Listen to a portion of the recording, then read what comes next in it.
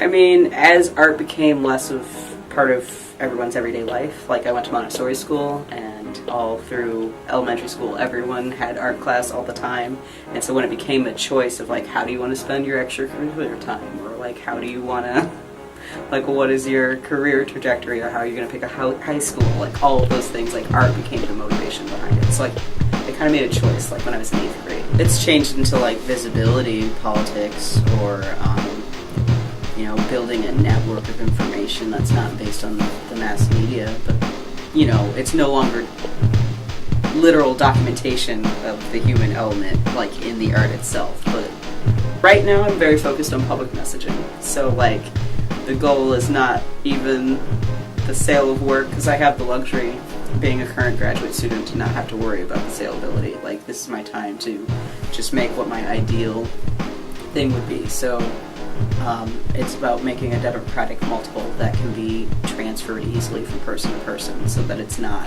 confined to one space or one class of people or like one experience. The process of making the work is very much tied to like the physical way that it manifests itself, like the labor involved. Like, it wouldn't look the same if it didn't have that labor. So like, I think the process is important, but that's not the primary focus of the work for me. Like, if I make a test print that's kind of bad, I just cut it back up and turn it back into handmade paper and then print on it again. Like, I'm not married to like the preciousness of the object, but the materials are all very symbolic at this point. Like, it's less about depicting the thing and then using the things that I would normally render like as parts of the work. So it becomes, I guess, more conceptual in this way. Like, normally I would just draw blood splatter and roses and faces and hearts and all these things, and I, since entering school, have figured out how to use heart as material, or use lavender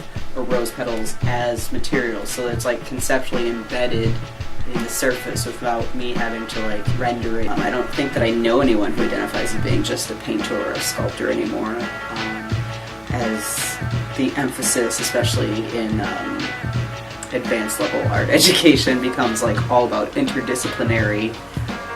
I can only tell you what I'm working on in this moment. So like right now, I'm sort of a printer and a paper maker, but I might not always be, not really tied to the medium, but I'm definitely tied to the production of artwork. And it's not just like something I do for fun in my house. I've put a lot of money and time into producing work and getting it shown and talking to other people who are in the arts, and like